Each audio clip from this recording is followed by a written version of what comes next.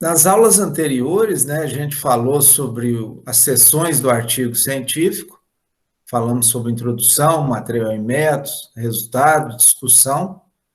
Falamos também sobre como preparar um abstract. Hoje nós vamos falar de outros componentes ali do artigo científico. São componentes mais curtos, mas que também são incluídos, né, no artigo científico. Então, nós vamos começar desde título até a parte de referências.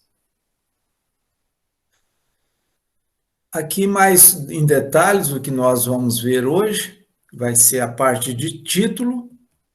Nós vamos falar sobre autores, né, como é que é a ordem de autores num artigo.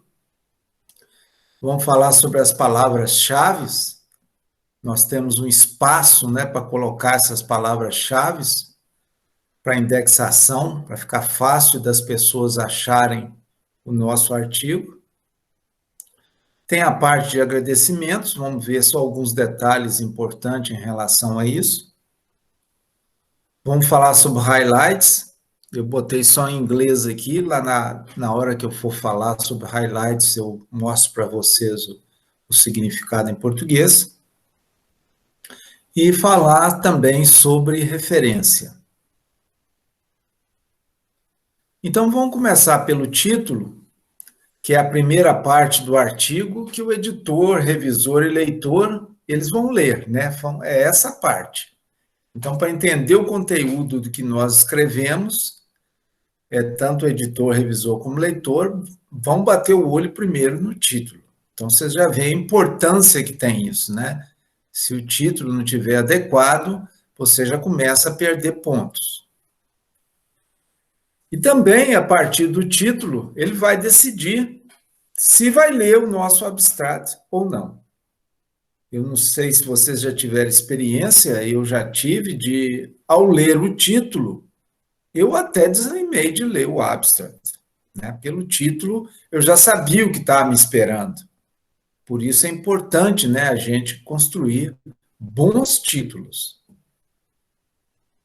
Qual é o objetivo do título? Bom, o primeiro é indicar o assunto da pesquisa. Quer dizer, a gente lê o título, tem uma ideia do que vai encontrar no texto do artigo. E a gente deve fazer esse título com o menor número de palavras possível. Né? Existem pesquisas que mostram que títulos curtos, né, são mais citados do que aqueles artigos de títulos longos. Então, muitas revistas te dão aí 10 a 15 palavras para você preparar o título. Eu já tive experiência numa revista que exigia no máximo 12. Né? Eu apanhei um pouquinho para fazer o título, mas saiu um título bom. Né? O esforço valeu ali de conseguir fazer um título com 12 palavras.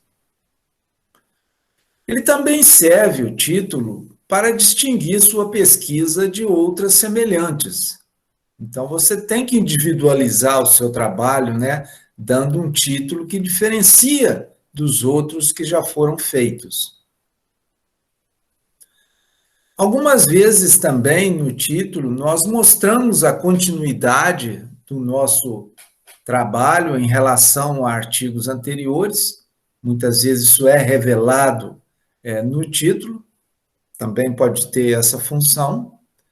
E outra função que também é importante é ele fornecer palavras-chave para indexação. Quer dizer, quando você faz uma procura no Google Acadêmico, por exemplo, você joga ali palavras-chave, essas palavras-chave, elas são procuradas nos títulos. Então, é importante que no título tenha essas palavras-chave para encontrar o seu artigo. Alguns cuidados que nós devemos ter no título. O primeiro é evitar que o título seja muito geral.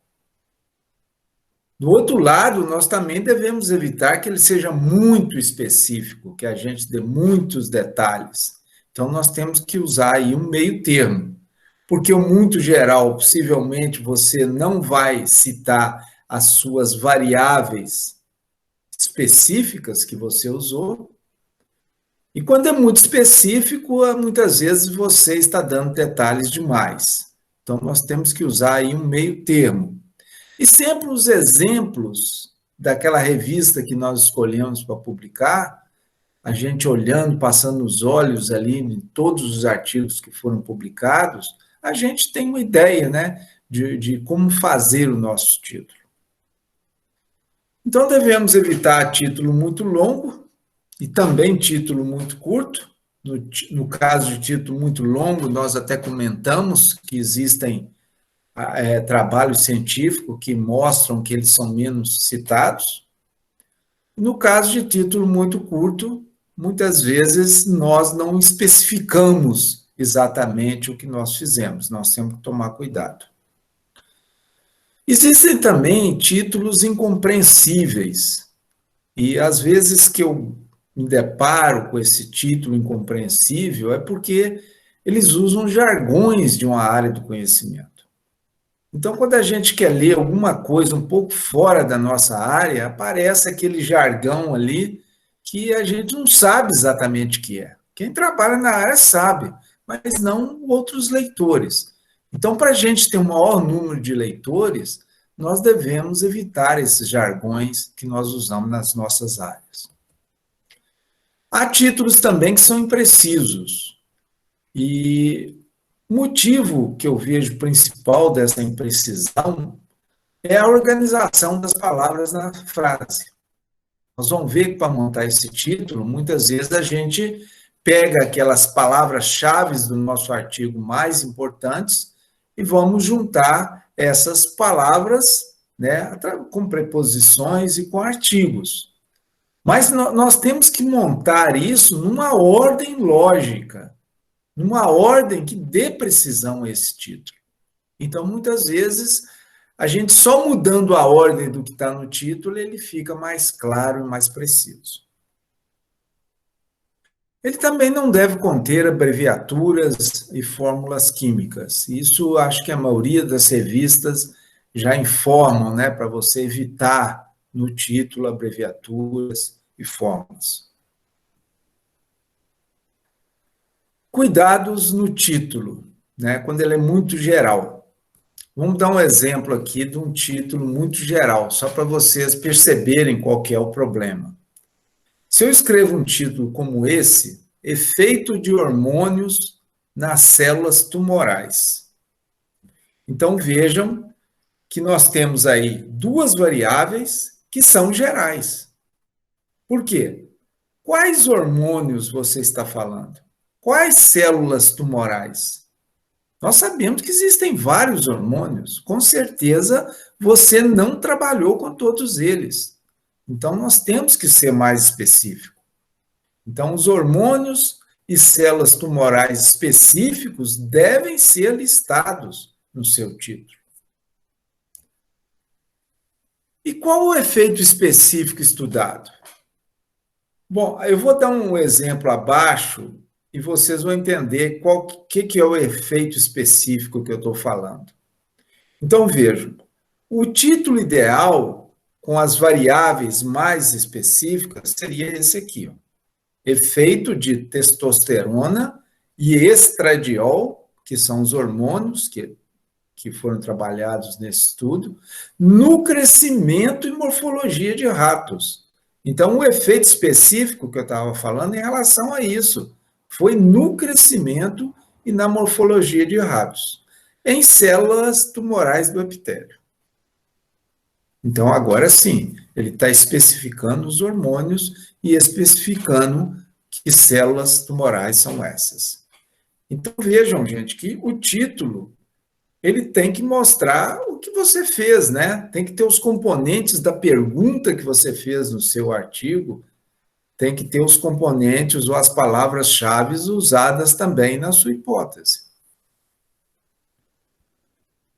Bom, um bom título, a primeira coisa é que ele deve refletir o conteúdo do artigo. Isso é muito importante, né? A pessoa vai ler seu título para saber o que vai encontrar no artigo. Então, ele deve refletir isso, o que tem no seu artigo. Outra coisa importante que a gente já comentou antes é que ele deve atrair o leitor. Então, além de refletir o conteúdo, ele tem que, de alguma maneira, ser atrativo para o leitor, né? Ele fica com vontade de ler o seu artigo. E ele deve refletir a linguagem do artigo.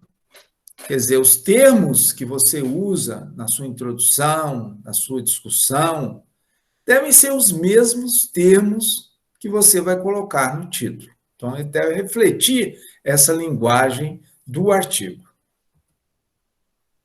E deve conter palavras-chave que possam facilitar a procura do artigo. Então, veja, o título também vai ter palavras-chave importantes para a indexação. Vejam bem que nós vamos ver depois que nós temos outra oportunidade de colocar as palavras-chave, mas nós vamos tentar evitar aquelas que já estão no título. Dessa forma, a gente aproveitando a do título, mais aquela oportunidade de julgar outras palavras-chave, nós vamos ter mais chance, né, que o nosso artigo seja encontrado. Bom, vamos falar sobre alguns tipos de títulos de artigo. O primeiro seria o título descritivo, depois nós vamos dar detalhes sobre ele. O outro que nós vamos falar é o título informativo. Pelo título você já pode notar, o primeiro apenas descreve, o segundo informa. Tem o título interrogativo, quer dizer, ele é feito na forma de pergunta. E temos o título composto, né, de um título principal e de um subtítulo. Então, esses são os principais, embora existam outras formas também de formular um título. Bom, esta é a frase mais importante do seu artigo. De tudo que você escreveu, é o título mais importante. Por isso que nós temos que caprichar nessa parte. Bom, vamos começar falando do título descritivo. Essa é a forma mais usada de título.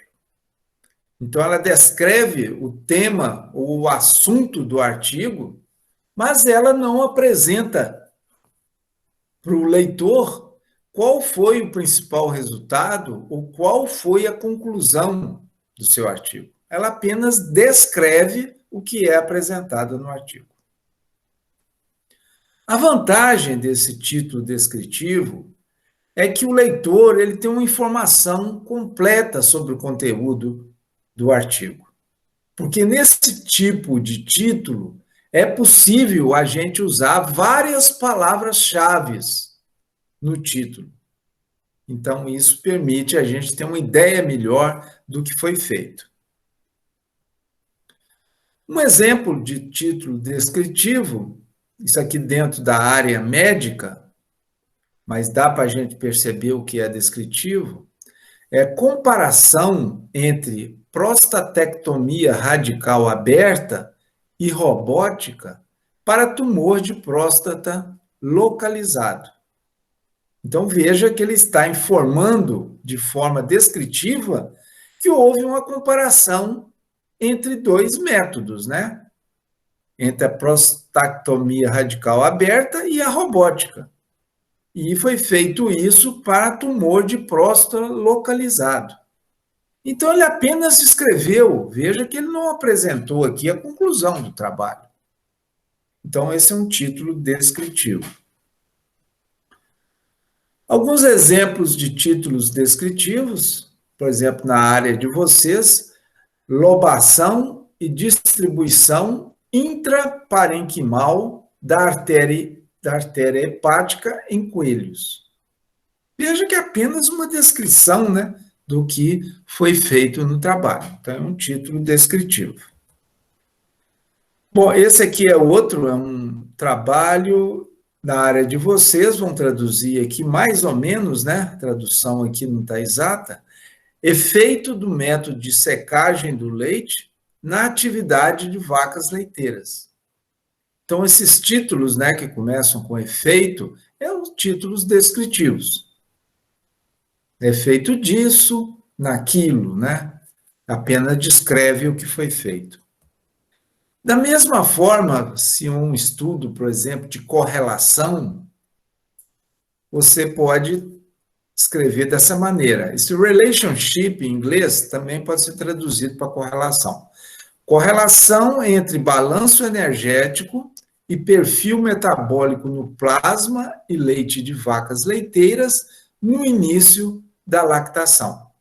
Então, veja que está apenas descrevendo que ele vai fazer uma correlação entre essas duas variáveis em vacas leiteiras. E especifica, né? Vacas leiteiras no início da lactação. Então, é um título descritivo. O título informativo, ele tem sido muito usado ultimamente nas boas revistas. Por quê? Porque ele, muitas vezes, é um título chamativo. Veja bem, em vez de apenas descrever, ele já informa o principal resultado ou a conclusão do artigo. Esse tipo de título, gente, é adequado numa descoberta, por exemplo, relevante que a gente faz. Mas tem que ser uma descoberta relevante em que a resposta à pergunta que nós fizemos no estudo não seja complexa. Porque se a resposta for complexa, vai ser muito difícil você fazer esse título informativo. E as evidências também devem ser fortes para justificar esse título, porque você vai fazer uma afirmação no título. Então, você tem que ter muita evidência, e evidências fortes, para usar esse tipo de título. Agora, a desvantagem que eles apontam nesse tipo de título é que ele passa a impressão de que os resultados têm validade geral, o que raramente acontece em ciência, né? A gente muitas vezes chega a uma conclusão hoje, mas no futuro essa conclusão pode cair por terra. Então, essa muitas vezes é a desvantagem desse tipo de título. Vejam que há revistas que não aceitam títulos informativos. E aqui nós demos até um exemplo de uma revista muito famosa, que é essa New England Journal of Medicine. Ela não aceita títulos informativos. E tem outras revistas também que não aceitam. Então, nós temos que ficar de olho, né, nas normas da revista para escolher o nosso título.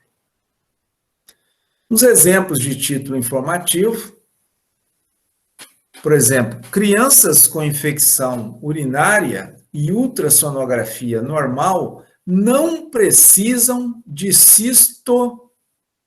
cistouretografia miccional. Então, veja que ele já está informando, né, o resultado dessa pesquisa. Quer dizer, a criança que tem essa infecção urinária mais a sonografia normal, elas não precisam dessa cistouretografia miccional. Então, ela informa. Então, um título informativo. Veja esse título aqui, ele já começa com a palavra elevada, né? Elevada taxa de sucesso no longo prazo do esfíncter artificial no tratamento da incontinência urinária pós-prostatectomia radical.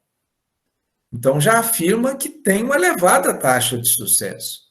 Então, é um título informativo. Nós falamos sobre esse trabalho em aulas anteriores. Vacas pintadas com faixas, como as zebras, podem evitar ataque de moscas. Então, isso aqui é a conclusão do trabalho deles. Então, eles usaram essa conclusão como título. Então, é um título informativo. Também usamos esse trabalho. Cepas específicas de Escherichia coli são patogênicas ao endométrio de gado e causam doença inflamatória pélvica em gado e rato. Então, ele já está informando que causa doença inflamatória. É um título também informativo. Veja nessa revista, eles usando um título aqui informativo, aumento da fermentação no rumen e da produção de vacas leiteiras com silagem de Flemíngia acrescida de fitonutrientes. Então, ela já informa que há aumento da fermentação no rumen e da produção das vacas leiteiras. Então, já apresenta aí o resultado do artigo. Esse aqui é da Science. A Science e Nature usam muito esse título informativo. Vejam aí, extinção de pássaros levam a rápidas mudanças evolucionárias no tamanho da semente. Então, vejam que é um título informativo, e já a conclusão do trabalho deles. Esse também é da Nature. A suplementação com D-glucosamina aumenta o tempo de vida de nematóides e de ratos idosos. Então, vocês estão vendo que nesses dois últimos, né, que é na Science e na Nature, eles estão usando um verbo. Levam e o verbo aumenta. Então, esses verbos podem ser usados nesse título informativo. Bom, vamos passar agora para o título interrogativo. Ele termina com um ponto de interrogação, quer dizer, porque ele é uma pergunta, né? Então, ele vem com esse ponto de interrogação no final. A vantagem dele é que ele remete diretamente à pergunta da pesquisa. Nós vimos que toda pesquisa, ela parte de uma observação a partir da qual nós fazemos uma pergunta. E essa pergunta nós vimos também que ela vai ser, depois do estudo da literatura, vai ser especificada. Então, nesse título interrogativo, nós apresentamos, né, essa pergunta específica. Bom, uma desvantagem do título interrogativo é que ele pode ser desnecessário em alguns casos. E com isso, ele vai diminuir o impacto do título. É por isso que a gente fala que ele deve ser usado em certas situações, né? Situações que, de fato, ele desperte o interesse do nosso leitor. Vamos dar alguns exemplos de título interrogativo. Esse aqui na área médica, ele está apresentando aqui dois métodos, deve ser para tratamento de cálculo de uréter superior. Então, ele apresenta dois métodos. E depois, como subtítulo, ele coloca qual o melhor método. Veja que é interessante, né? Eu acho que isso desperta a atenção das pessoas que trabalham nessa área do conhecimento para saber que, de fato, entre os dois, possivelmente todos os dois métodos são usados, e a pessoa quer saber qual deles é o melhor. Parece um método, um título interessante. Veja esse, esfíncter artificial no tratamento da incontinência urinária pós-prostatectomia radical, o sucesso se mantém no longo prazo. Então, veja, um título desse leva a gente a pensar, bom, então já se sabe, né, que esse título, esse método de tratamento, no curto e no médio prazo, ele deve funcionar, mas está faltando informação em relação ao longo prazo.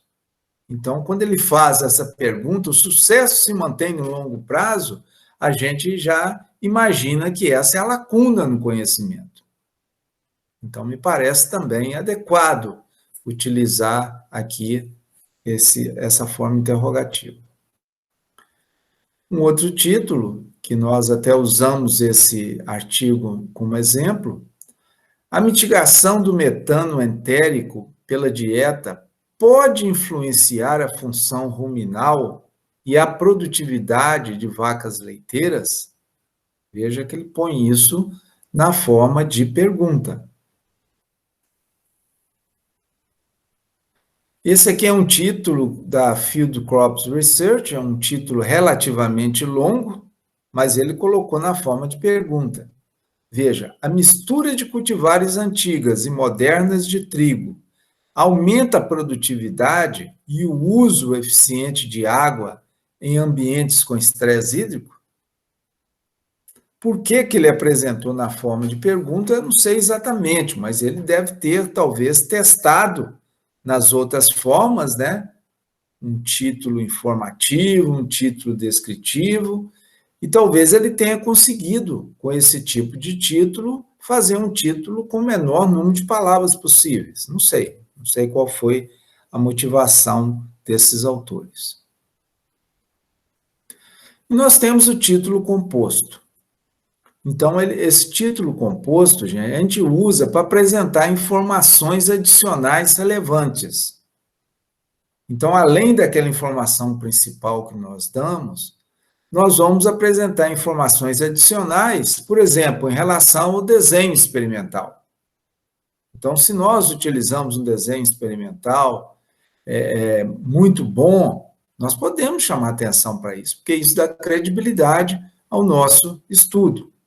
Então, você pode usar esse desenho experimental como subtítulo. Ou então, se é necessário você chamar atenção do espaço geográfico temporal da pesquisa, você pode julgar isso também no subtítulo. E se aquele estudo teve um determinado foco, você pode julgar esse foco também no subtítulo. E assim por diante. Então, ele também tem seu lugar. Então, nós vamos apresentar nesse título composto aquele tópico geral, seguido de um tópico específico, que seria o subtítulo. Vamos ver alguns exemplos. Esse aqui é da revista Plus One, eu vou traduzir aqui mais ou menos para vocês. Vejam que nós temos uma parte escrita em letra branca e uma parte escrita em letra amarela. Então, essa parte com letra branca é a parte mais geral do título. E essa com letra amarela, aquela mais específica, que nós estamos chamando de subtítulo. Então, vejam, atividades rotineiras e emoção na vida de vacas leiteiras. Então, isso é o geral. Aí, especificamente, ele diz, integrando linguagem corporal em uma estrutura de estado afetivo. Nesse outro aqui, nesse aqui eu não vou traduzir, acho que eu nem estava conseguindo traduzir esse, mas é o seguinte, nessa parte branca, que é o título geral, ele fala do uso de técnica no tratamento da osteoartrites. Então, é isso que ele informa nessa primeira parte. E na segunda parte, ele vai informar o desenho experimental. Então, ele fez um trabalho randomizado, duplo cego, com placebo, e veja que quando ele dá essas informações no título, ele dá uma credibilidade para o trabalho dele, né? Porque usar randomizado, duplo cego, controle com placebo, é uma das melhores técnicas, né, do método científico. Então, ele chama atenção para isso no artigo. Bom, como montar o título?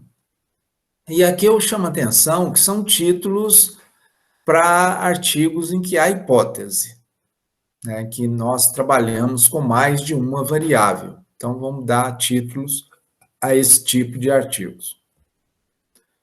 Então, as palavras-chave usadas no título devem ser as mesmas usadas na introdução, discussão e abstract. Então, veja bem, quando a gente fala de introdução e discussão, as variáveis que nós apresentamos nelas, geralmente, são as variáveis teóricas. Então, é as variáveis teóricas é que nós devemos colocar no título. Só para lembrar vocês sobre variáveis teóricas, por exemplo, se nós queremos saber o vigor de uma semente, que é uma variável teórica, quais os testes que nós vamos fazer? Nós vamos fazer um teste de primeira contagem de germinação, um índice de velocidade de emergência, um teste de tetrazóleo e vários outros testes de envelhecimento precoce, para ter uma ideia do vigor das sementes. Então, esses testes que nós fazemos, eles aparecem onde? No material em meta e resultado. Na introdução e discussão, geralmente nós vamos usar a palavra vigor. Então, essa palavra vigor é que deve aparecer no título. Então, nós temos que apresentar essa variável teórica. Bom, esse título, ele deve seguir o estilo da revista que vocês pretendem publicar. Então, é sempre bom você pegar a revista onde que você escolheu e ver quais os tipos de título que eles usam. E ver também as normas, né? Quantas palavras você pode utilizar.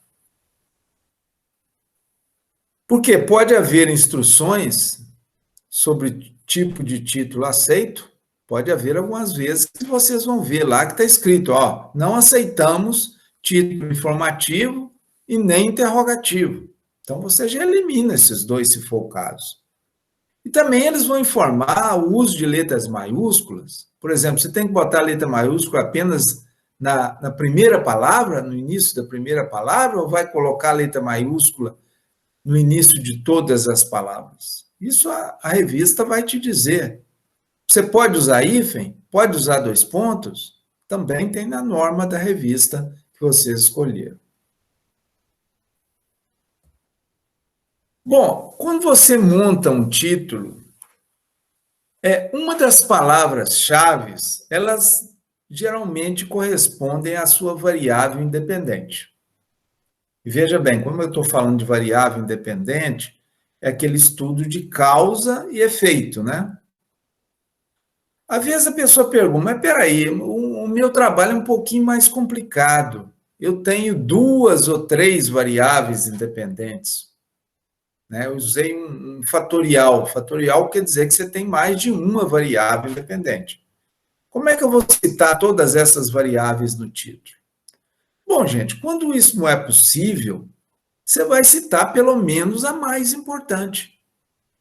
Né? Não tem jeito da gente fazer milagre, né? Então, selecionamos aquela variável independente mais importante, ou as duas mais importantes, e deixamos a outra de fora. Não tem como sair disso. A outra variável, que é uma palavra-chave importante, é a variável dependente. Chamando a atenção de vocês, novamente, que é a variável teórica.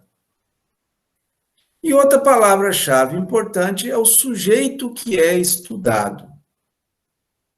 E na maioria das revistas, eles pedem para colocar apenas o nome comum desse sujeito. Né? O nome científico, que seja de um animal, de uma planta, de um fungo, você coloca em palavras-chave, apenas para complementar o seu título. Então, vejam, baseando nisso que nós apresentamos ali, nós podemos fazer um título como esse, que seria um título descritivo. Então, veja que temperatura seria a variável independente, porque quem escolhe as temperaturas para serem testadas é o pesquisador. Então, ela é uma variável independente. A germinação é uma variável dependente, que nós vamos verificar depois de termos usado diferentes temperaturas. E o sujeito aqui estudado é o milho. Então, veja que nesse título nós temos essas 3 palavras-chave importantes do artigo. Então, a opção seria escrever efeito da temperatura na germinação do milho. Então, seria uma forma descritiva. Mas podemos também formar um título nessa informativo. Por exemplo, alta temperatura reduz a germinação do milho. Então, veja que eu já estou dando o resultado ou conclusão do trabalho, que a alta temperatura reduz a germinação do milho. Então, é um título mais ou menos informativo, porque fica a dúvida aqui, mas qual temperatura é essa, né? Porque, logicamente, que todo leitor sabe que a partir de determinada temperatura não tem nenhuma semente que germina. Então, a gente pode ir botando assim, uns defeitos nos títulos para poder escolher depois. Bom, outra forma seria na forma interrogativa. Temperatura influencia a germinação do milho? Bom, se não é novidade isso, se você espera que sim, né? Aí é lógico que sim, a gente trabalhando com várias espécies, lógico que temperatura influencia. Então, pode ser que não seja o título mais adequado. E nós temos aquele título composto, né? Na parte principal, que é mais geral, e a parte mais específica. Então, veja, temperatura e germinação do milho. Nós temos aí as 3 palavras-chave importantes. Depois, implicações para a agricultura. Veja bem, quando você faz um título como esse, fazendo aqui uma análise crítica, eu fico com expectativa muito grande em cima do seu trabalho, por causa dessas implicações para a agricultura.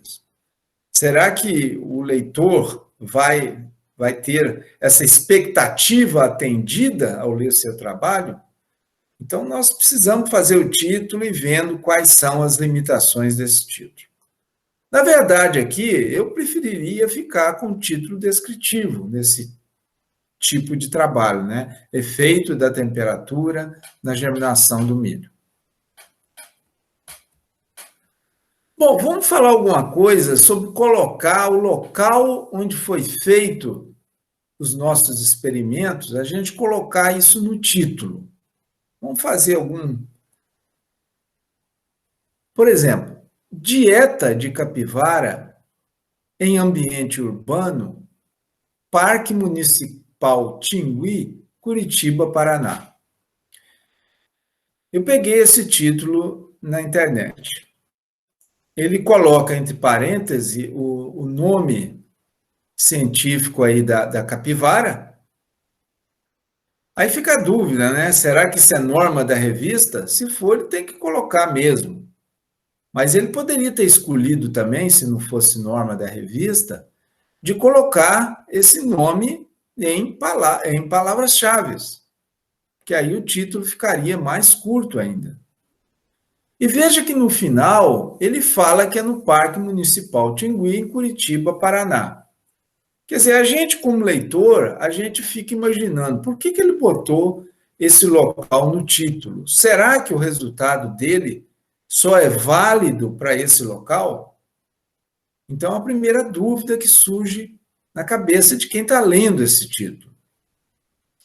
Então, gente, incluir região geográfica, na verdade, não melhora a citação. Até o contrário, pode limitar a citação do seu artigo. Por quê? Porque os pesquisadores evitam citar artigos com foco regional. Então, quando você coloca o local no título, ele já dá um foco regional. Agora, se o foco for regional mesmo, tudo bem, você botou ali porque só vale para aquele local. Agora, nós temos que pensar o seguinte, todo estudo que é feito no mundo é feito em algum local. E eles tentam sempre generalizar, dentro do possível, a conclusão do trabalho que são feitos. Então, a gente tem que pensar bem em relação a isso. Bom, o início do título... Professor, pois não. Gerou uma dúvida aqui.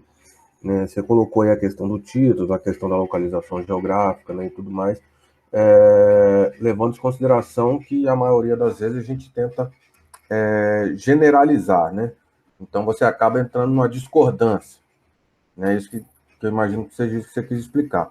Mas e se o caso foco do estudo, né, for aquele ambiente, aquele local específico, né? Eu quero tratar das capivaras aqui da Lagoa da Pampulha, quero falar delas ali específico.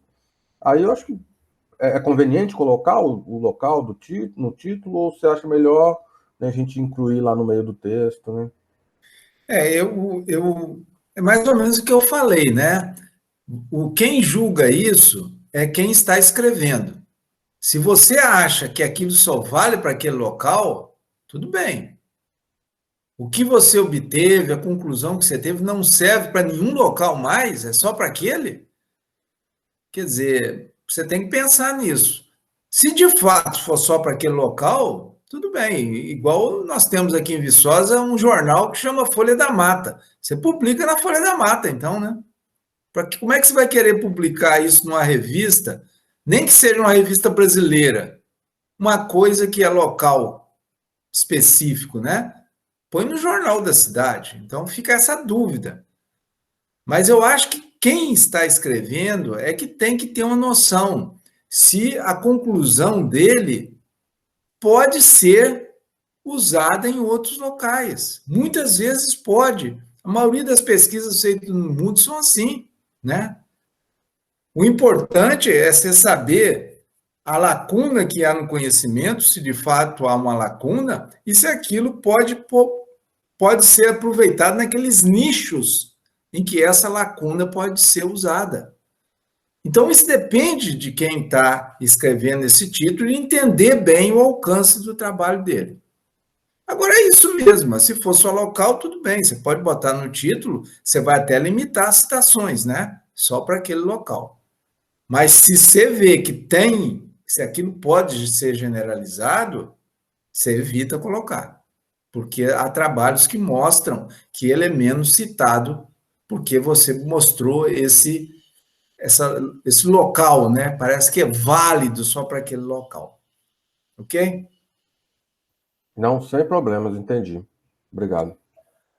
Ok. Em relação ao início do título, é uma parte importante, porque na parte de linguística, as pessoas sabem que a gente presta muito atenção no início e no final da frase. Então, é importante você colocar as primeiras informações, a informação mais importante, no início do título.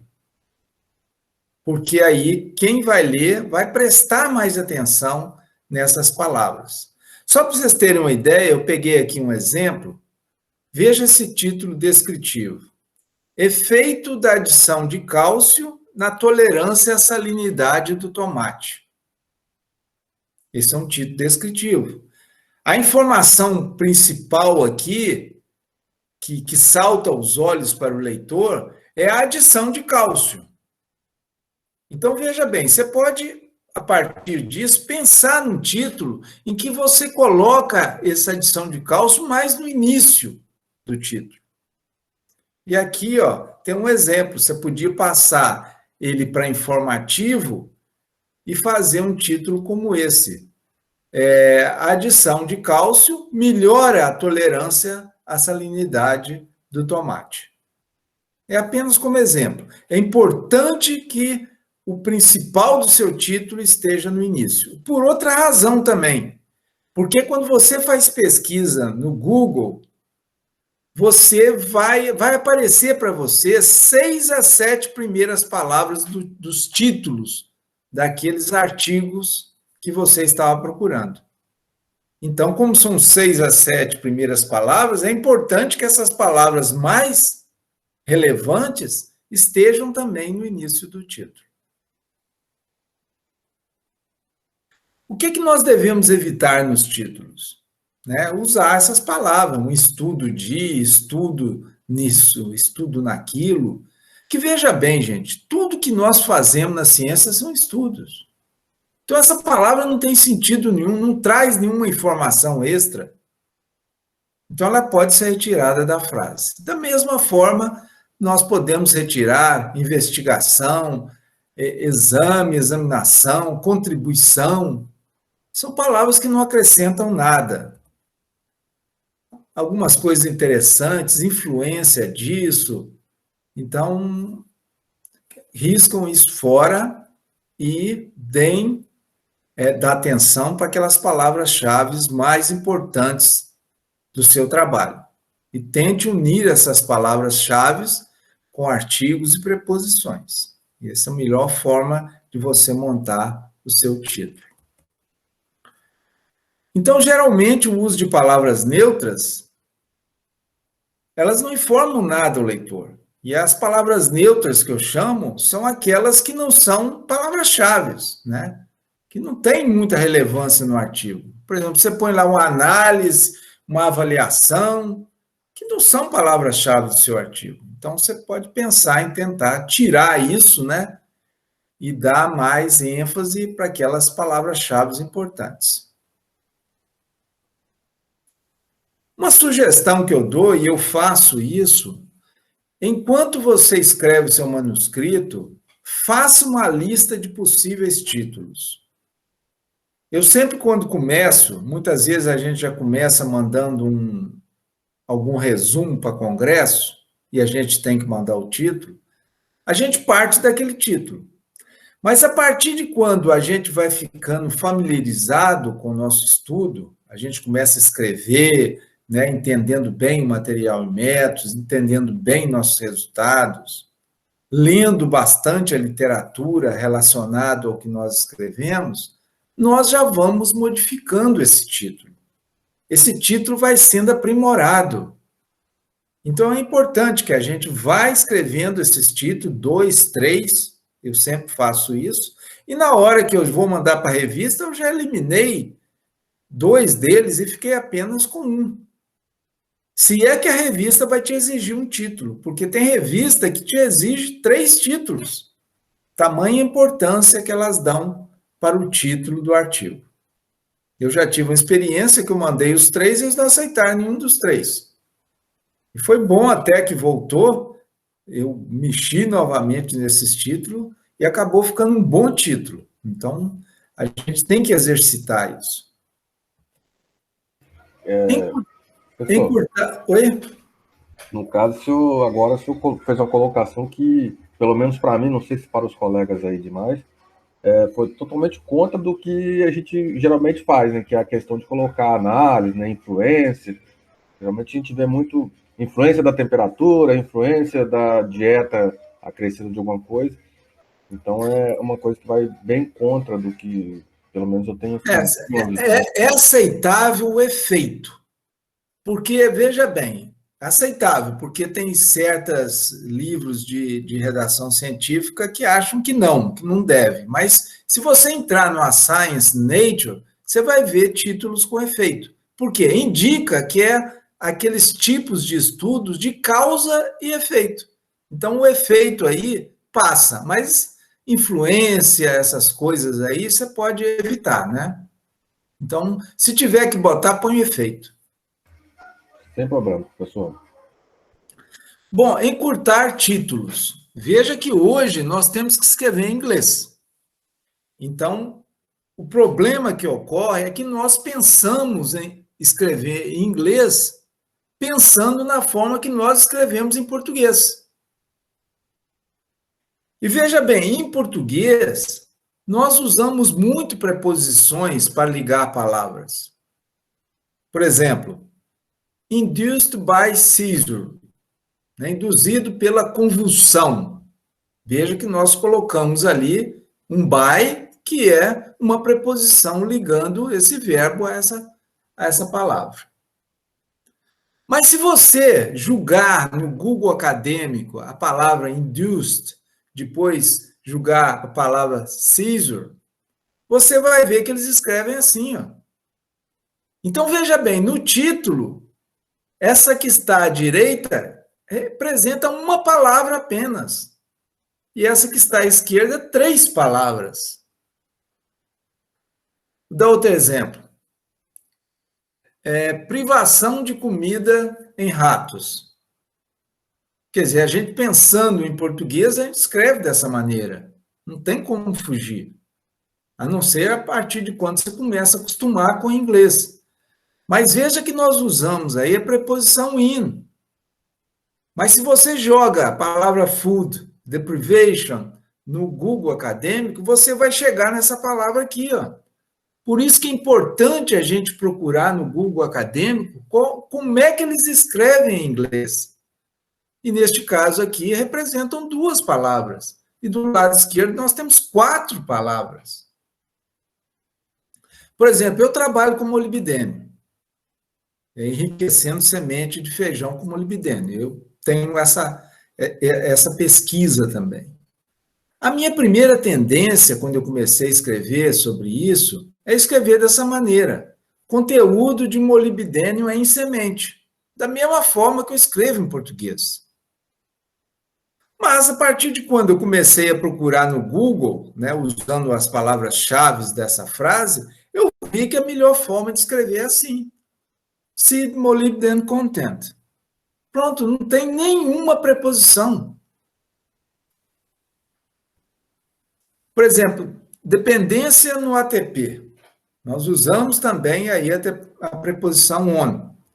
Se você joga isso no Google, você vai ver que eles escrevem assim, ó. É uma palavra apenas. Eu também trabalho, outra linha de pesquisa minha é em mofo branco. Então, até hoje, quando eu estou escrevendo, minha tendência é escrever pressão de mofo branco, da mesma forma que eu escrevo em português. Mas a gente vai passando o olho nos artigos, né, escrito em inglês, a gente vê que tem uma forma mais simples de escrever e mais curta. Então, white mode pressure. Veja que todos esses que estão à direita não usou preposição. Então, são ideais para você colocar no título. E não só no título, também no corpo do trabalho, você pode utilizar essa forma de escrever, que é o inglês puro, né? Um exemplo aqui. Veja esse título. Diabetes promove depósito de colesterol nas córneas de olhos de coelhos. Veja que nós utilizamos aqui 3 preposições e 2 artigos para juntar essas palavras nessa frase. Agora vejam bem, quando a gente procura a forma como ele escreve em inglês, a coisa é mais simples. Veja que aqui, da forma do inglês, eles usam apenas uma preposição, que é o in. E tem um detalhe que nós temos que pensar também. Se nós vamos fazer uma publicação como essa, para uma revista especializada, e aí vamos supor que seja uma revista de oftalmologia, e que nós sabemos que os leitores sabem que a córnea fica no olho, nós podemos eliminar a palavra olho, devido ao público, né, que lê esse tipo de revista. E aí o título poderia passar a ser Diabetes promove depósito de colesterol nas córneas dos coelhos. Então, é importante a gente aprender, né, essa forma de escrever em inglês. E hoje é fácil, é só procurar no Google acadêmico, julgando as palavras-chave corretas. Bom, gente, além do título, tem algumas revistas que exigem um short title ou running title, que eles chamam. Então, é um título curto. Algumas revistas exigem isso. Então, é uma versão curta do nosso título. E, neste caso aqui, até eles permitem que você use algumas abreviaturas. Por quê? O título tem que ser curto. Quando adequado, o que a gente recomenda aqui é que você use, talvez, só as variáveis dependentes e independentes para montar esse título. Quando for adequado, né? Nem sempre é. Mas porque nós precisamos de um título curto, então não podemos apresentar todas as palavras-chave. Bom, esse título curto, ele aparece na parte alta de algumas revistas, ou na parte baixa, isso em outras revistas, para identificar o artigo. O papel dele é só esse. À medida que você vai lendo o artigo, você vai ver na parte alta ou na parte baixa o que você está lendo. Então, ele serve para isso. Nas páginas do artigo, esse short title, ele pode ser alternado com os nomes dos autores. Então, pode ser que numa página apareça o short title e na outra página apareça o nome dos autores. Eu vou dar um exemplo para vocês verem. Veja esse artigo aqui. Essa é uma página desse artigo, que é um short communication, como está lá em cima. E aqui a página seguinte, a página 7894 e a página 7895. Então, veja que o título é um título bem grande. Veja que a pessoa vai ter trabalho de fazer um short title com isso aqui, né? E ele já indica que é um short communication, que é uma nota. Vocês estão lembrados que nós falamos de nota científica, é aquele artigo mais resumido. Então, esse é o tipo de artigo que eles estão apresentando aqui. Então, nós temos a página 7894, em que aparecem os autores. E vejam que na página seguinte, que é a 7895, é onde aparece esse short title. Então, ele escreve aí o short title dentro das normas da revista. A revista tem algumas exigências em relação ao tamanho desse short title. Então, esse short title vai aparecer na parte superior ou inferior de páginas de artigos de boas revistas. Geralmente, ele tem entre 30 e 50 caracteres, quer dizer, letras. Então, veja que tem que ser bem curto. Então, dependendo da revista, varia de 30 a 50 caracteres. Então, ele serve para chamar a atenção do leitor para o assunto do artigo. E esse short title, ele deve conter palavras iguais ou similares às do título. Quer dizer, não é rígido de ser as mesmas palavras do título. Podem ser palavras similares, né? Ou dar uma ideia similar à que está no título. Por exemplo, esse artigo que está à direita, veja que na parte de cima, ele colocou tanto os autores quanto esse título resumido. É a norma dessa revista, né? Diferente daquela anterior, que havia alternação de autor com o título resumido. Aqui não, apresenta os dois. E ele escreveu como título resumido avaliação de resistência em soja à esclerotínia. Então, esse foi o título resumido dele. Para vocês terem uma ideia, o título completo era esse. Um ensaio reproduzível para medir resistência parcial à esclerotina sclerotiorum em soja. Então, esse era o título longo e lá em cima nós temos o título curto. Então, quando vocês forem submeter um artigo para esse tipo de revista, eles vão pedir que você faça um short title. Então, é mais ou menos isso que eu mostrei. Bom, em relação a autores, esses autores do artigo, eles aparecem naquela página do título. Então, vem o nome de autores, geralmente vem também instituição, departamento que você trabalha, às vezes, endereço também seu, isso é comum aparecer junto com os autores, e também aparece o autor correspondente. E, geralmente, o autor correspondente vem com um asterisco. Isso é mais comum, o asterisco, mas pode aparecer outro símbolo. Por exemplo, às vezes aparece uma cartinha indicando que ele é o autor correspondente. O que é o autor correspondente? Geralmente é um autor mais experiente, que já tem costume de fazer esse trâmite, né, do artigo, do manuscrito, né, que antes de publicar ele chama manuscrito, do manuscrito com o editor da revista. Então ele já tem essa experiência, então é ele que vai receber as informações da revista relacionadas àquele artigo, inclusive as respostas dos revisores. Os revisores vão preparar a resposta, vão mandar para o editor e o editor vai mandar para o autor correspondente. Ele serve para isso mesmo. E o autor correspondente é que vai entrar em contato com os outros autores para responder de maneira adequada aos questionamentos dos revisores.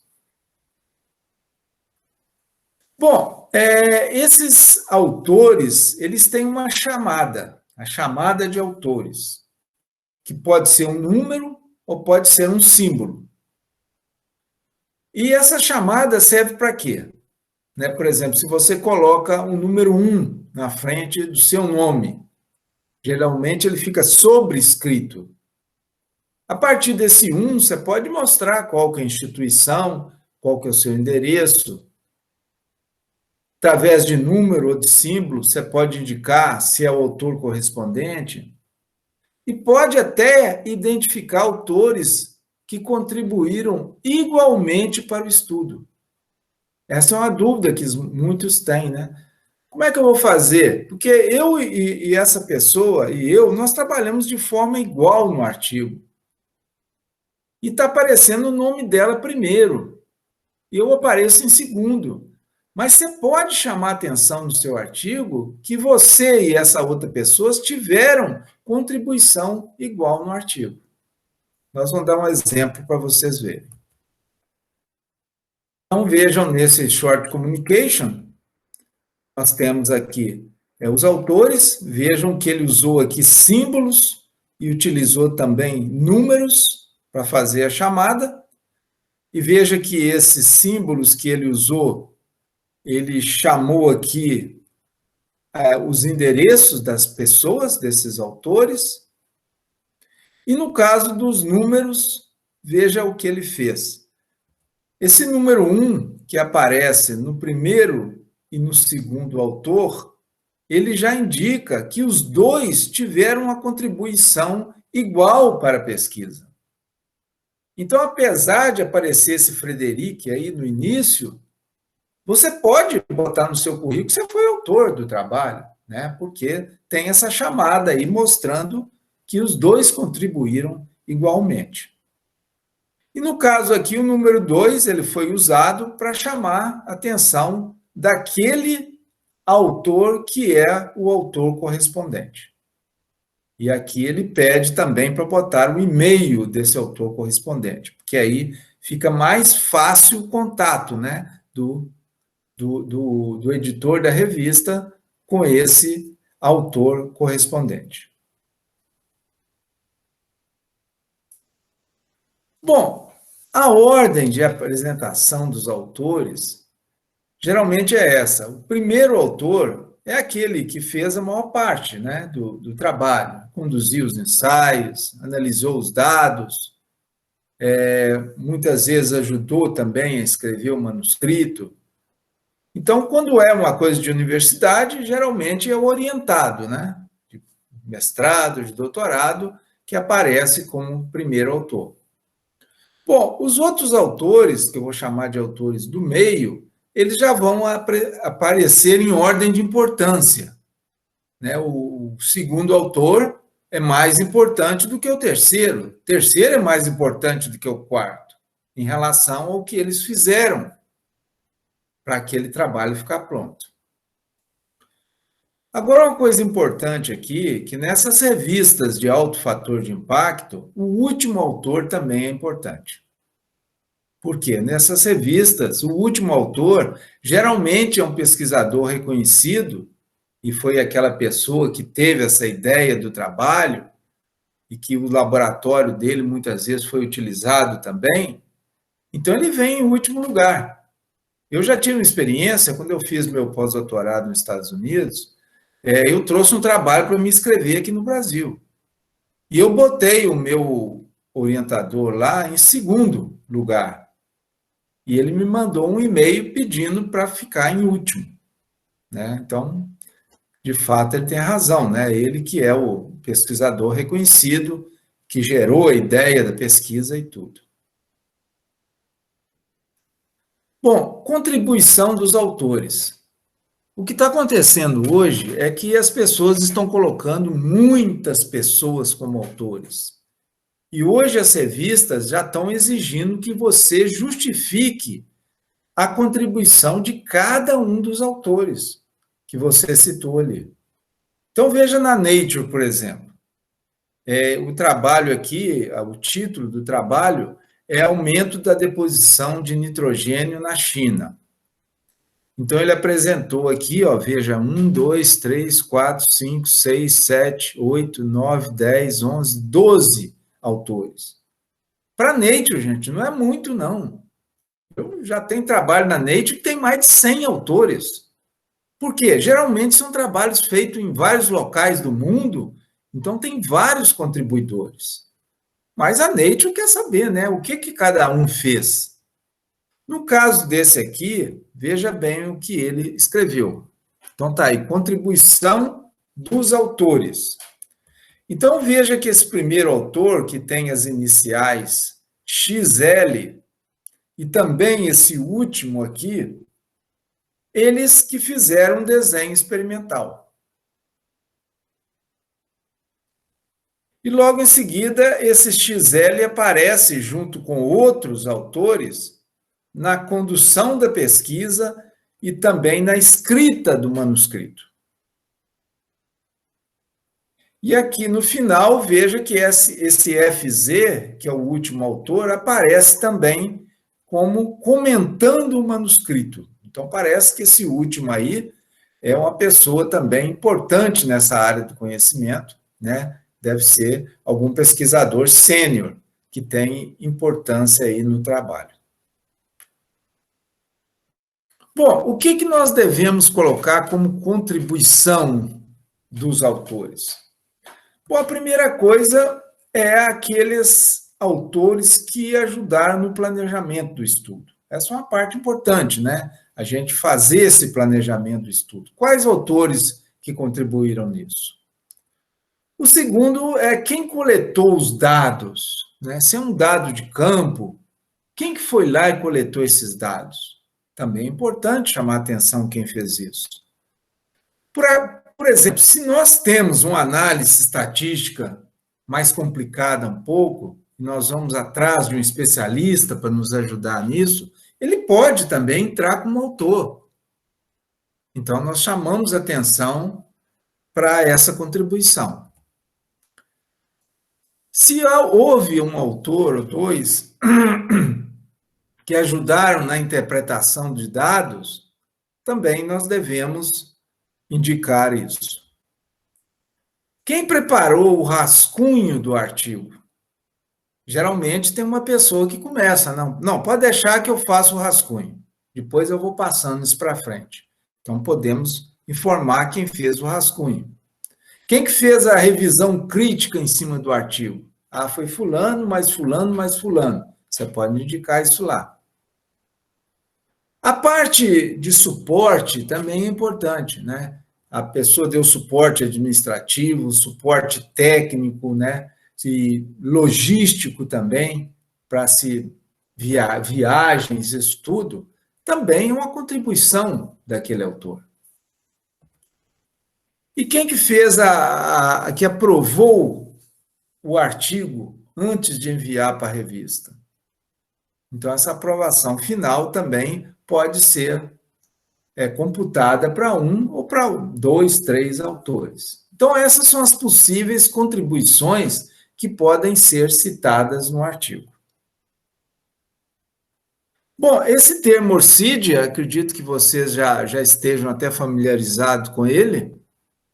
O que significa isso?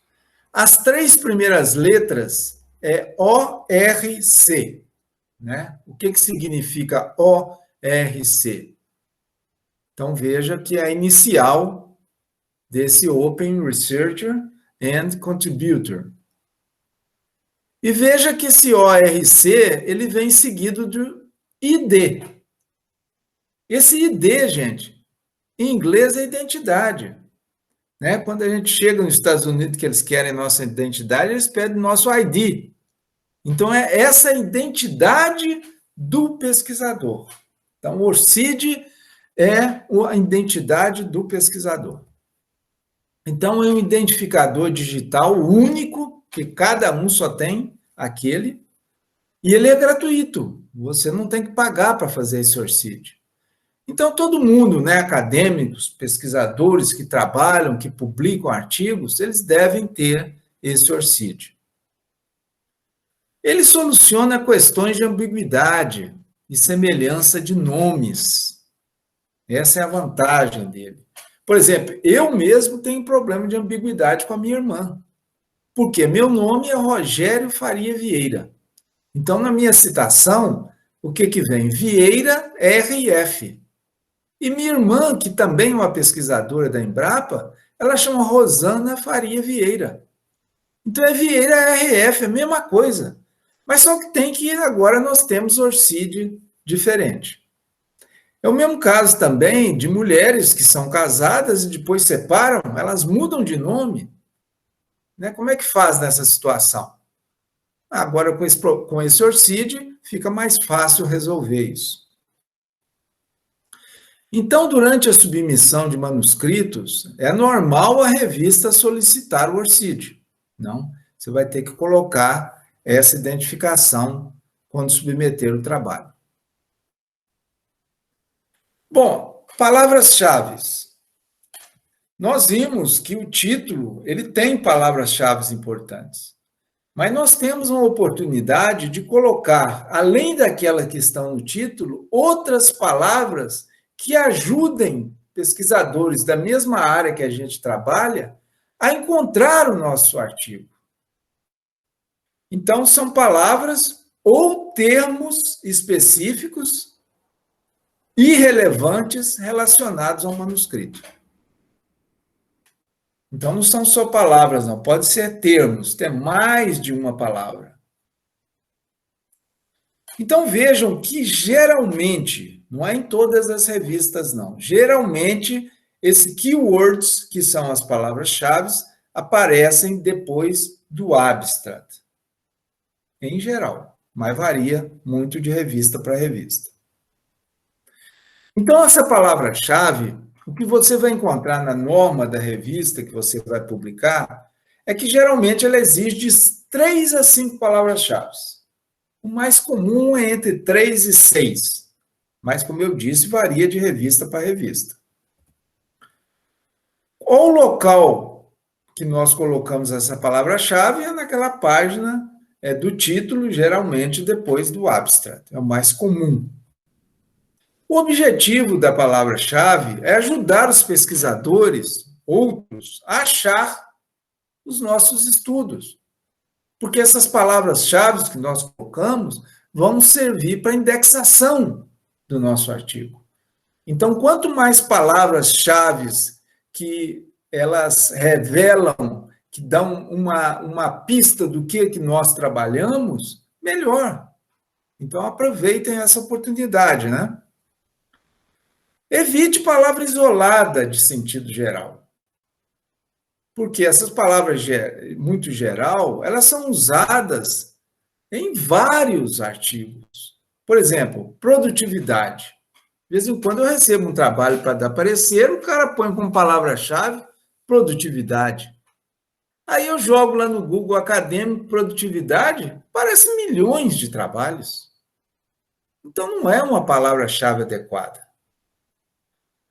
Outro exemplo, se você joga a palavra colesterol, veja que eu limitei a minha procura entre 2017 até ontem, que eu preparei esse slide.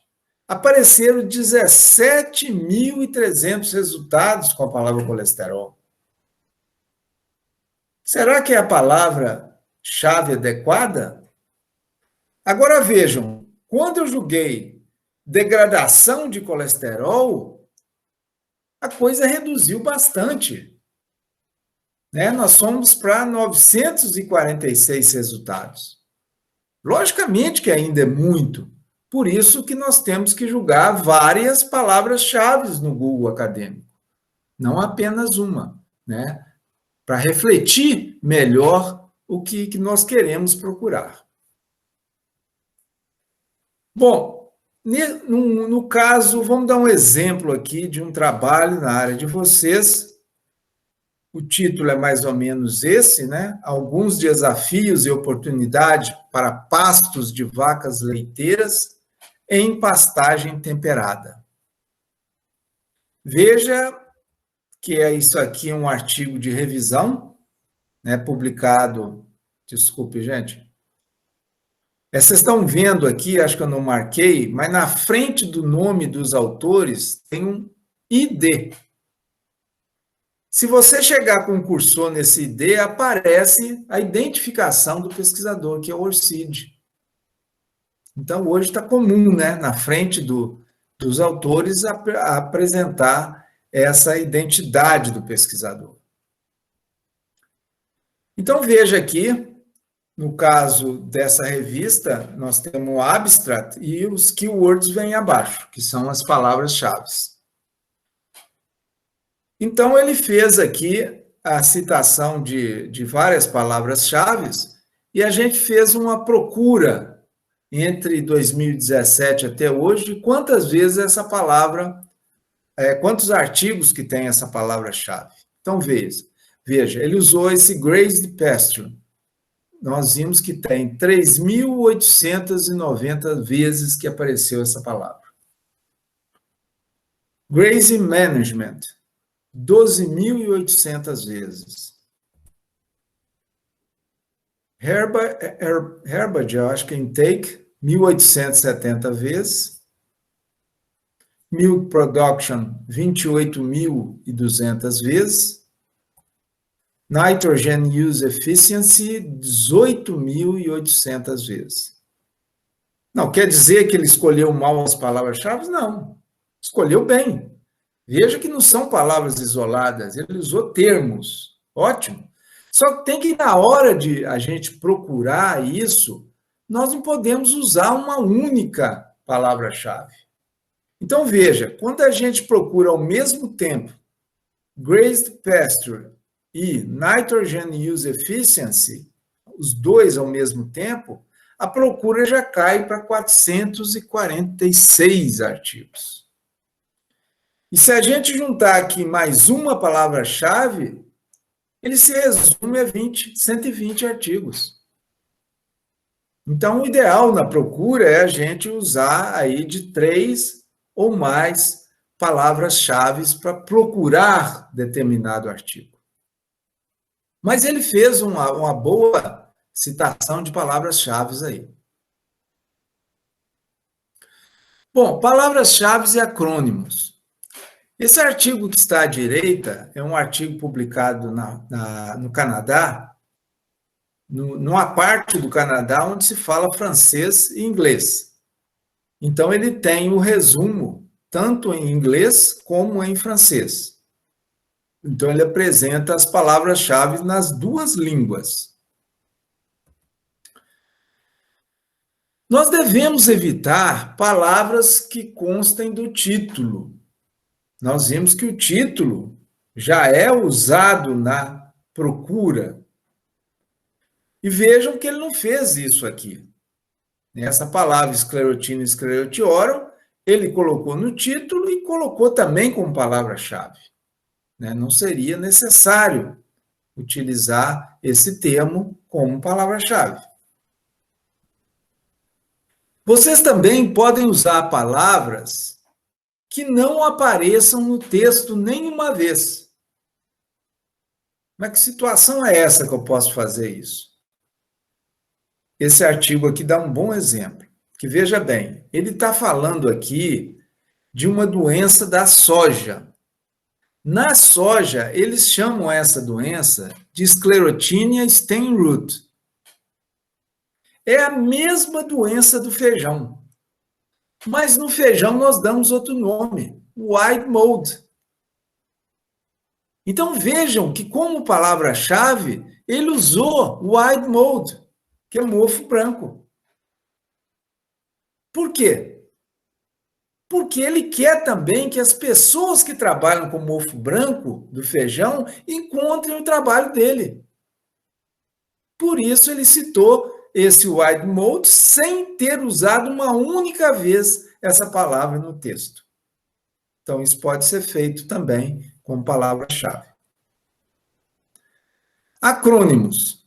Vejam lá embaixo do artigo à direita, eles escreveram lá até abreviações. Em português, o nome correto seria acrônimos. Por quê? Porque nós pegamos as iniciais de cada uma das palavras e formamos acrônimos. Então, ele usou nesse artigo 3 acrônimos. Ótimo, porque artigo em que se usa muito acrônimo é difícil de ler. Então, as revistas geralmente não gostam que você use muitos acrônimos, embora ela possa apresentar essa lista de acrônimos na primeira página, que facilita para a gente entender, né, o texto. Agora, gente, imagina a tese. Isso que eu fico danado, né? A gente recebe uma tese de um orientado, cheio de acrônimos, mas é cheio mesmo. Ele faz mais de 20 acrônimos e quer que a gente entenda o que ele escreveu. Toda hora nós temos que parar a leitura para tentar entender o que aquele acrônimo significa. E veja que na tese não tem uma lista de acrônimos. Não tem. Então a leitura fica muito difícil. Então, gente, vocês vão fazer tese, tomem cuidado com isso. Evitem muitos acrônimos. Usa 2, 3, 4 no máximo. Aqueles acrônimos mais fácil do leitor lembrar. Aí sim, né, vale a pena. Bom, agradecimentos. É outra parte que nós temos no nosso artigo, geralmente depois da parte de discussão e antes da parte de referências, nós fazemos agradecimentos. Bom, a quem nós agradecemos? Nós podemos agradecer pessoas que não foram listadas como autores, mas contribuíram de alguma maneira. Por exemplo, eu trabalhei com determinado fungo que me foi cedido por um pesquisador da Embrapa. Eu não coloquei ele como autor, mas eu posso agradecer, né, dele ter me enviado esse fungo. Outra coisa muito importante, gente, isso aqui a gente não pode errar de jeito nenhum, é agradecer as instituições que contribuíram financeiramente, né? CNPq, FAPEMIG, CAPES, FAPESP. Não podemos deixar de agradecer, porque se eles te pediram o trabalho que você publicou e o nome deles não tiver no agradecimento, você pode ter muito problema. Eles podem não financiar mais os seus trabalhos. Então, isso aqui não pode esquecer. Nós podemos até agradecer editor e revisores. Eu fiz isso recentemente. É uma revista boa, logicamente os revisores são bons, e eles deram palpites, muitos palpites bons, coisas que eu não tinha visto e eles viram, e que me permitiu que eu melhorasse muito o artigo. Então, eu fiz agradecimento para esses revisores e também para o editor, que também deu algumas sugestões interessantes. Vejam aqui, no caso, esse agradecimento, ele aparece aí depois, geralmente, né, depois da parte de discussão, mas antes das referências. E vejam que nesse agradecimento aqui, tem um ponto aqui que ele fala: agradecemos editor e revisores pelas sugestões construtivas.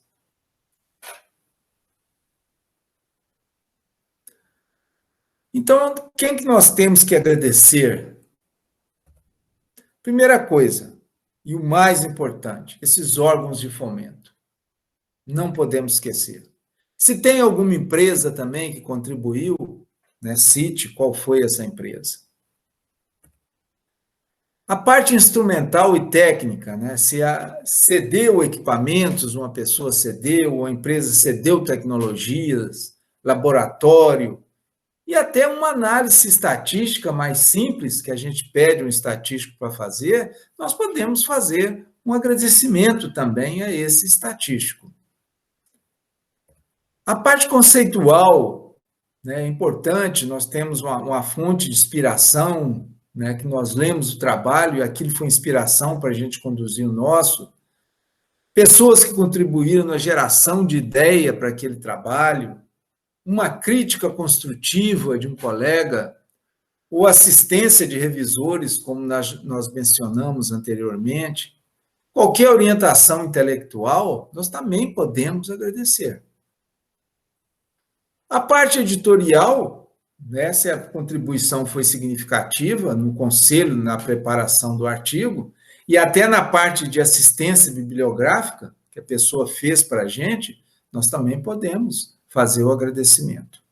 E, por último, a parte moral, né? Algumas vezes você vê em alguns artigos a pessoa agradecendo o suporte familiar e o suporte de amigos. Bom, vamos passar agora por highlights. Como eu disse, essa é uma palavra em inglês. Se você olhar no dicionário, ela tem esses significados. Né? Um substantivo, destaque, ou pode ser um verbo também, destacar, realçar. Então, esse é o significado dessa palavra. Depois nós vamos ver no texto o que ela significa. Bom, esse highlights é uma parte do processo de submissão de algumas revistas. Quando você vai mandar o seu artigo, ele vai pedir para você preparar alguns highlights. Então, é importante a gente ter noção do que é esse tal de highlights. Então, o highlight, gente, ele chama a atenção do leitor para a essência do artigo. Então, ele apresenta uma frase que representa a essência daquilo que você fez. Geralmente é resultado, mas não necessariamente. Geralmente é resultado. As revistas, normalmente, elas pedem de 3 a 5 highlights. O que eu faço quando ela pede 3 a 5, eu preparo 3, é o mínimo, né? Porque isso dá trabalho. E geralmente com número de letras limitado. O problema é esse, né? Você tem que fazer certas coisas com 90 letras. Às vezes é difícil fazer isso. Então, como nós temos mais dificuldade de escrever em inglês, eu uso menos número possível, que seria, preparo 3 highlights. Esses highlights geralmente são exibidos na versão online. Geralmente, já tem revista que publicam, quando você baixa o PDF dele, você vai ver que também existem ali os highlights. Então, varia de revista para revista. Vamos dar um exemplo aqui para vocês. Esse artigo aqui, vou traduzir. O título é Impacto da desfolha na produtividade da soja do grupo 4 no Mississippi. Veja que nesse artigo ele botou o local, né? Não sei por que razão não, mas ele colocou. Então, vamos ver agora os highlights que ele usou em relação a esse artigo. Já vou traduzir aqui. A redução de produtividade pela desfolha foi maior em R3 e R5 do que em R6. R3, R5 e R6 são fases de desenvolvimento da soja. Então, ele está falando que ele teve maior redução de produtividade quando ele fez nessas fases reprodutivas mais precoces, em relação à fase produtiva mais tardia, como é o caso da R6. Então, veja, essa frase, para esses autores, ela mostra a essência, né, do que eles obtiveram. Esse é outro highlight. A desfolha na parte superior do dossel reduziu mais a produtividade que a desfolha na parte inferior do dossel nessas duas fases. Então, ele considera isso aqui também um destaque, né, do artigo que foi publicado. Então, aqui eu apresentei apenas dois. Vamos ver um exemplo aqui nesse artigo, que o título é Alguns Desafios e Oportunidade para Pastos de Vacas Leiteiras em Pastagem Temperada, que é um artigo de revisão publicado nessa revista que vocês conhecem, né? Então, veja que nós temos aqui novamente o ID, que é o ORCID, né? A identificação desses autores.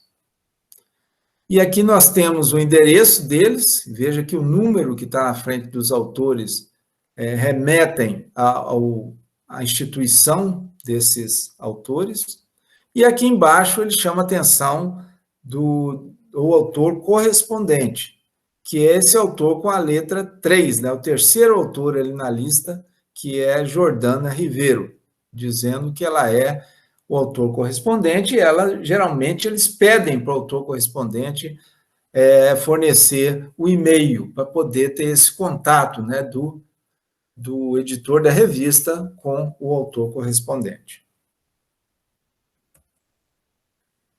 Então, veja aqui na página 2, que já está em PDF, que aparece o highlights. E veja que nesta revista, eles não limitam muito o tamanho do highlight, não. Veja o tamanho aqui desse terceiro highlight, bem longo. Então, veja que isso varia de revista para revista. Por isso que é importante a gente ver as normas da revista que nós vamos publicar. Já nessa revista aqui, vocês vão ver que vai ser diferente o highlight. Nós estamos apresentando aqui o PDF já do artigo. Então, o título seria Biochar reduz o efeito da camada de rizosfera em solo orgânico. Então, esse é o título. Veja que é um título informativo, né? Já está informando que Biochar reduz o efeito da camada. Então, um título informativo.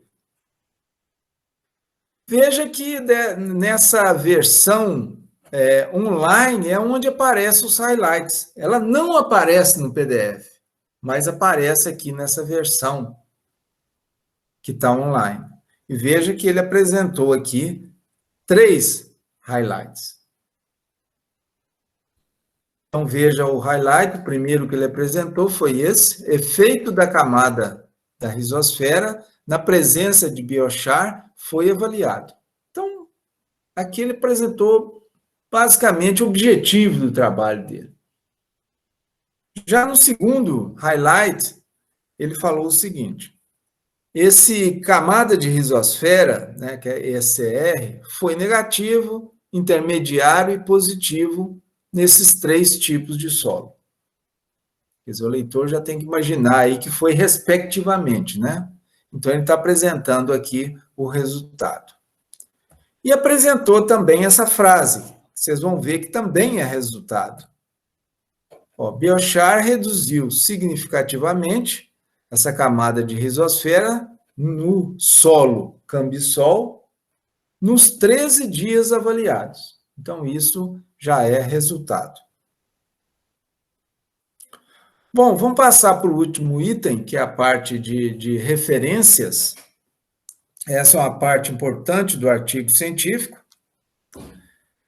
Antes de começar, eu chamo a atenção de vocês que muitas vezes, para a gente economizar espaço ou citações, a gente deve usar as revisões.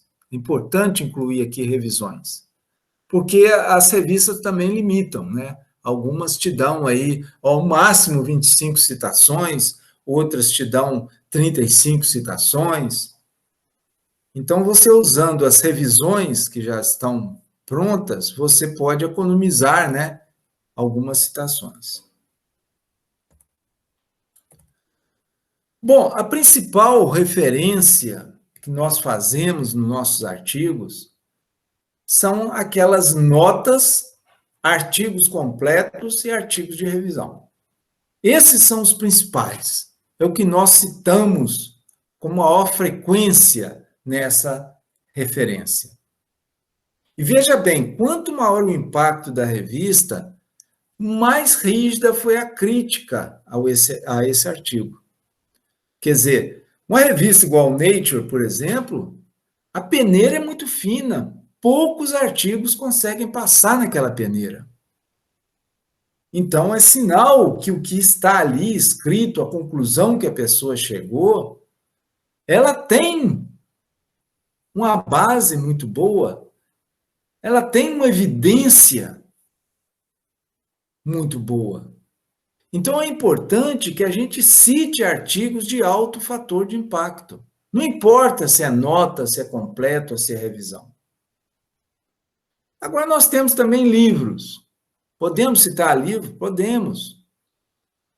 Dependendo do que, para que você vai citar, às vezes até é preferível citar com autores conhecidos, livros em inglês, aí todos podem ter acesso, dependendo do que você vai citar. Se for uma informação que não tem muita importância para a conclusão do trabalho, você pode citar até livro brasileiro, sem problema. Bom, e tese? Aí uma coisa que nós já podemos começar a preocupar. Né? Será que nós vamos citar a tese como referência?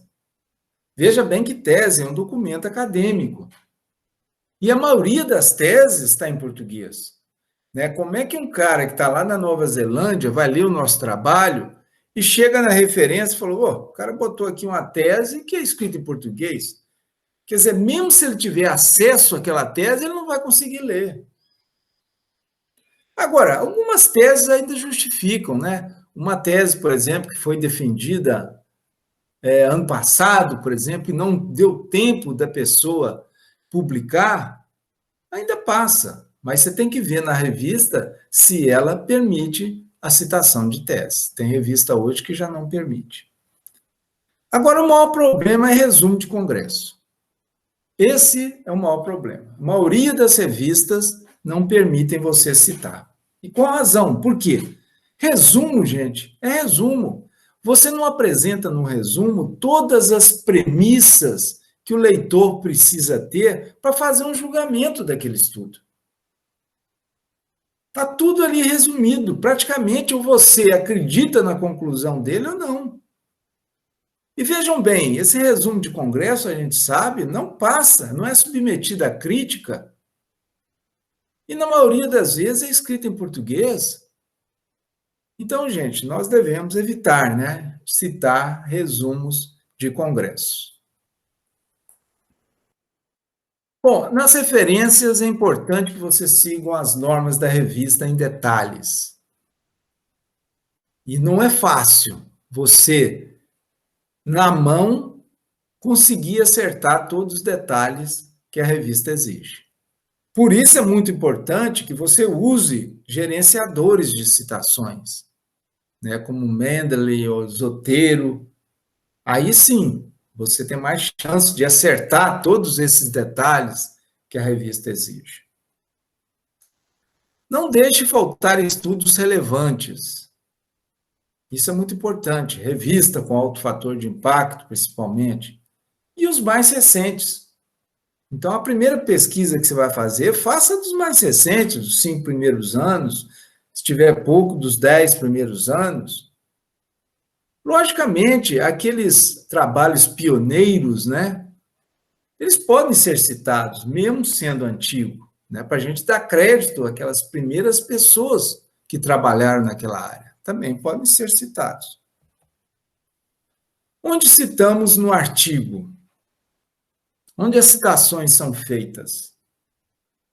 Por exemplo, a introdução. Ali nós citamos vários artigos, principalmente naquela parte em que nós mostramos o que é conhecido e o que é conhecido mais especificamente relacionado com o nosso estudo. Então, ali nós temos várias citações. É um local que nós vamos precisar citar. Nós podemos fazer citações também no material e métodos. Por exemplo, detalhes de um método que nós estamos usando. Se tem um outro artigo que já detalhou como é esse método, nós não precisamos novamente detalhar, podemos citar apenas o artigo. E tem outras situações também no material e método que a gente pode fazer citações. Lá na discussão, também nós fazemos citações. Então, aqueles autores que nós citamos na introdução, eles podem aparecer, muitas vezes aparecem também na discussão. E além desses que aparecem na introdução, nós podemos introduzir novas citações aqui na discussão, né? Artigos que sustentam algum argumento que nós queiramos fazer. Então, pode ser sustentado por referências.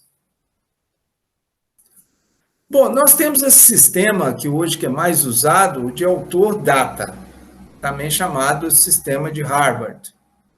Então, vem o nome do autor seguido do ano de publicação. Então, por exemplo, Sá, 2009. Então, nós escrevemos dessa maneira, apenas com um ano entre parênteses, quando o autor faz parte da sentença que nós escrevemos. Se ele não faz parte da sentença, ele vem, por exemplo, ele aparece apenas no final da frase, nós podemos escrever dessa maneira, tanto o nome do autor como o ano entre parênteses. Então, o autor não faz parte da sentença. Isso também é válido para dois autores, a mesma forma, e também, neste caso aqui, nós precisamos tomar cuidado, porque, dependendo da revista, eles usam esse símbolo, e em outras revistas já usam o AND. Então, não pensem que todas as revistas são iguais. Você tem que ver na sua revista que você vai publicar qual dos dois que ele usa. O et al. Também segue esse sistema, quando ele faz parte da sentença, dessa forma, e quando ele é citado, por exemplo, no final da frase, ele vem todo entre parênteses. Neste caso aqui, pode ser que o et al. Esteja em itálico, porque et al. É uma palavra latina, às vezes algumas revistas põem em itálico, outras não colocam. Você veja que é muito detalhe. Então, a revista que nós vamos publicar, nós temos que saber se ela quer em itálico ou não. Então, quando o autor faz parte da sentença, é nesse primeiro exemplo. Sá demonstrou isso, isso e isso. Então, ele está fazendo parte da sentença. Então, apenas o ano que vem entre parênteses. Se nós escrevemos, deixamos o autor no final, você vai deixar o autor e o ano entre parênteses. Vamos ver aqui um exemplo da Field Crops Research de como é feita a citação. Veja que neste caso aqui, ele coloca uma vírgula depois do ao, que nós vamos ver que tem revista que não coloca essa vírgula. São detalhes, mas nós temos que prestar atenção. Então, a vírgula vem depois do nome ou do et al. Veja que lá na primeira citação, que é Israel, veio a vírgula também. E as citações, elas são separadas por ponto e vírgula. Então, esses detalhes nós temos que prestar atenção. Neste caso aqui, dessa revista, ele usa o AND para separar autor de coautor. E veja um exemplo de autor faz parte da sentença. Então, ela vem no início da frase, por isso que apenas o ano vem entre parênteses. E a ordem das citações aqui é do artigo mais antigo para o mais novo. Mas não é assim em todas as revistas. Vejam que lá no Israel, a primeira citação é um artigo de 87. E esse Suleiman é de 2013. Então, ele começou da mais antiga para a mais nova. Então, essa é a norma desta revista. Veja agora nessa revista aqui. Aqui a norma é um pouco diferente. Ele está citando aqui 3 autores. E a norma da revista é a seguinte: todos os entre 2 e 6 autores, na primeira citação, eles devem ser mencionados. Mas a partir dessa primeira citação, depois dessa primeira citação, você vai apenas usar o primeiro autor com o et al.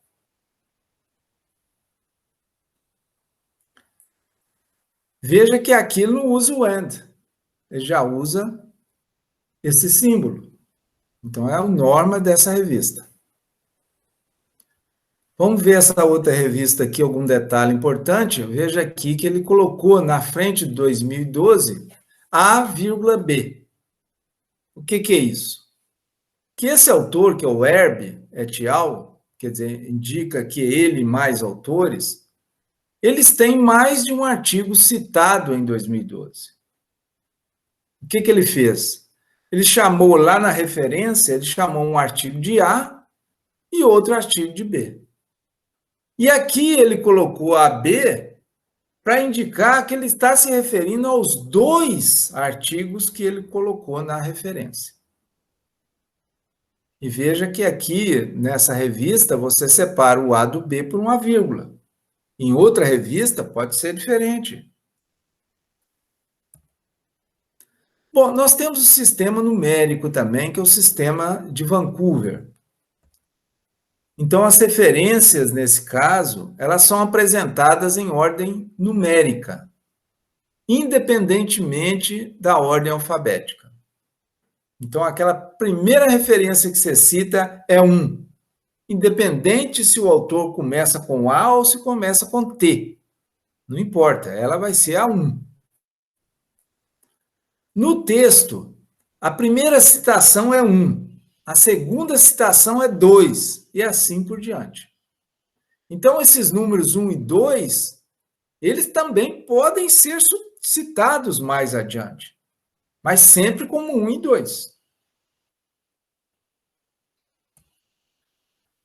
Alguns modos de citação desses números. Veja que, dependendo da revista, você pode botar entre parênteses, igual esse 2 e 5, pode colocar sobreposto em cima da palavra. Então, tem várias formas de você fazer a citação desses números. Bom, é um conselho aqui importante. Muitas vezes a gente aprende isso depois de errar pelo menos uma vez, né? Inicialmente, durante a redação, se você vai escrever um artigo em que usa esse sistema numérico, você deve usar primeiro o sistema autor-data. E só mudar para números quando você for submeter a revista. Porque senão, se você começar com número e chega em certo ponto, você descobre um outro artigo interessante, quer introduzir, você tem que mudar a numeração toda. Então, comece usando o autor-data. Só na hora de mandar para a revista, use números. Veja no caso da Nature, como é que ela usa esses números. Veja que isso economiza bastante espaço e permite você citar muitos autores. É a grande vantagem desse sistema. Mas não aparece o autor, né? Ninguém lê o nome do autor nesse tipo de citação. Veja que aqui, esse número 5, ele é repetido. Por quê? Porque ele apareceu aqui em cima. Que aqui em cima ele está falando, ó, os autores estão desde 3 até 6, e o 5 está incluído aí. Então, aqui embaixo ele já está repetindo esse número 5. Então, os autores de lá também escreveram o que está nessa frase final. Vejam nessa revista como é que eles usam esses números.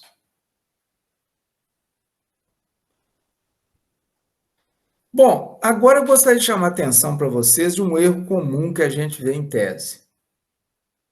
E às vezes a gente descobre isso quando a gente tem a referência que as pessoas colocaram. Então, um estudante escreveu o seguinte: a epidemia também ocorre na Austrália e em alguns países da África e da Ásia. E colocou Allen, 1983, e Jones et al., 2011. Porque veja bem, gente, quando ele faz dessa maneira, o que o leitor entende? Ele entende que tanto Allen como Jones dão aval ao que foi escrito nessa frase, que eles falaram a mesma coisa. Neste caso aqui, como eu tinha esse livro, isso aqui eram livros que ele citou, eu fui ver no livro se isso aqui era verdade. E, na verdade, gente, ele tinha que escrever dessa maneira. A epidemia também ocorre na Austrália. Quem que falou da Austrália foi o Jones. Ele só fala da Austrália. E em alguns países da África e da Ásia. Quem falou isso? Foi o Allen. Então, veja, a citação tem que ser colocada dessa forma, indicando para o leitor o que cada um deles falou. E não daquela forma que ele colocou no início, que dá a entender que os dois falaram a mesma coisa. Esse é um erro muito comum que aparece. Ok, gente? Obrigado aí. E